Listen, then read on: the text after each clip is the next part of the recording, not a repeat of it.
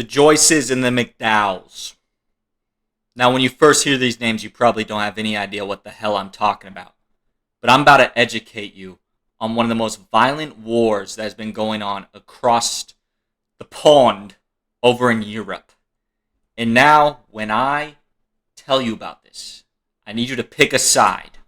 You're either with the Joyces or the McDowells.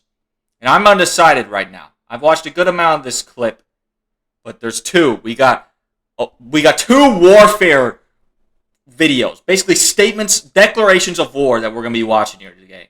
And by the end of it, you need to pick a side. I have a side I'm leaning towards. I'm not going to say that until the end, but I'm just going to present the facts of one of the most violent groups of people you will ever encounter.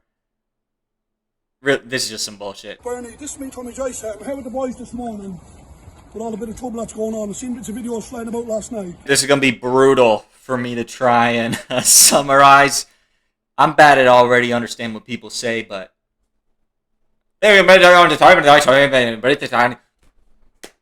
basically, there's a war going on. And this group we're watching is the Joyces. The Joyce family. Familia, if you will. And look at this group of people. They are very intimidating. Especially the guy on the left who's all covered up. But, I mean, they all got fury in their eyes. Boys have come to me this morning to ask for fights. So Bernie, I'm going to put it you straight now, my old pal. I've got no arguments with you or any of your people. These are all old family as well. This is how it is, Bernie. You have got to come out and fight you and your three brothers. There's four brothers here wanting to fight for you. There's no fights for cousins or nephews or whatever. It's between you four boys, and that's how the fights have got to be. 4v4, brother v brother brawl. A 4v4 from brothers versus brothers. No cousins, no nephews, none of that bullshit is basically what he's saying. Every single one of these guys is posted up like they would destroy you. Billy, pull out the camcorder, and he sent it to the McDowells. Tell them, 4v4, brother on brother, we're having a brawl. Diplomatic approach. You see, the Joyces are a respectful team. There's some fury on the guy mid-left. He got some anger to him. I'm telling, they'll all go and give their little speeches. I bet the guy middle left will be the most angry. Apparently, there were like other videos leading up to this event. I don't know if these were like through Facebook, where McDowell kind of records a message and is like, "Oi, fuck you, ski mask guy," and then the Joyce sends it back, "Fuck you, McDowell." I just realized, it's like a Vanderlyn versus O'Driscoll game war we got going on. These guys, to me, are the Vanderlyns. They don't catch me as some O'Driscolls.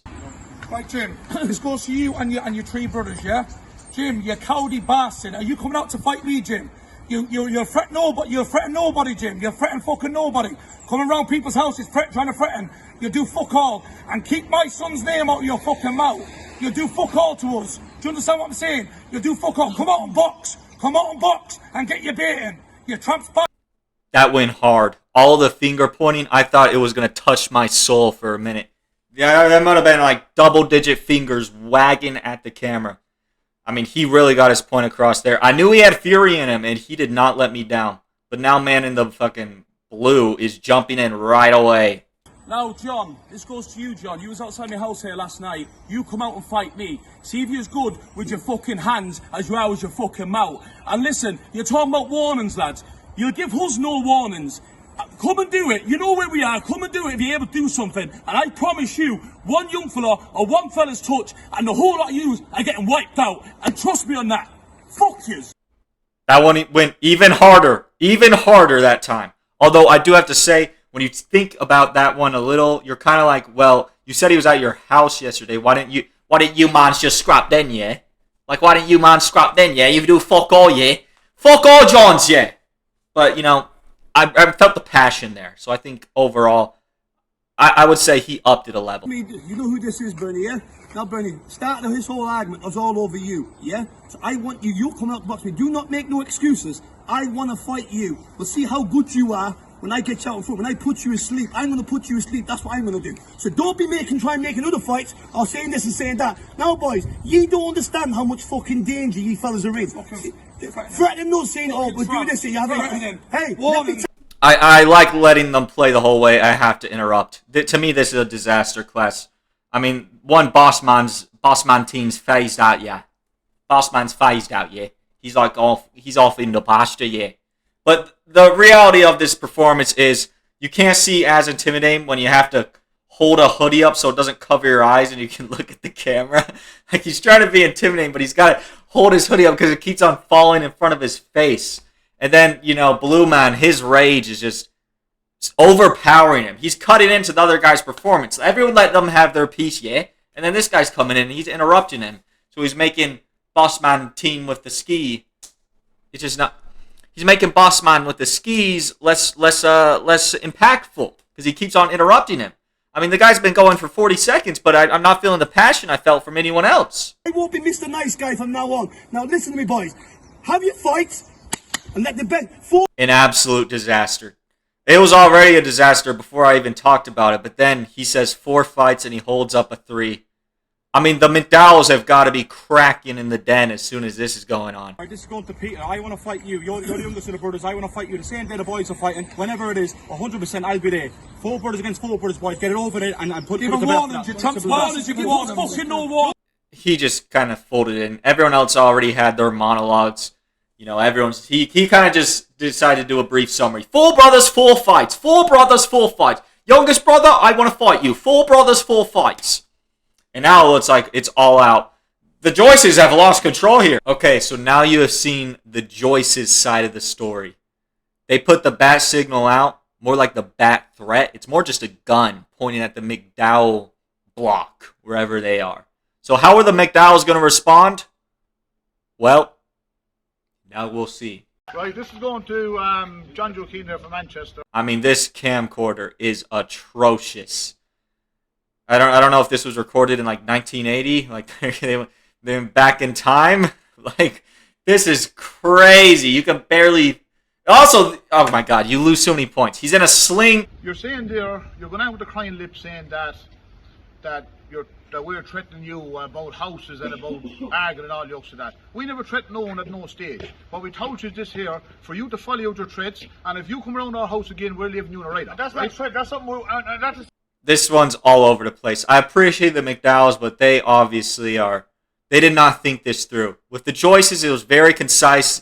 The boss man went around and said, every brother, you're going to have your piece. You get your piece, you'll get your piece. And it kind of got out of hand here. But this really feels like they just got the warning and they're rushing to make a response. You're calling me a cowley man, but you're the fella that took a box in the mouth and didn't even hit back.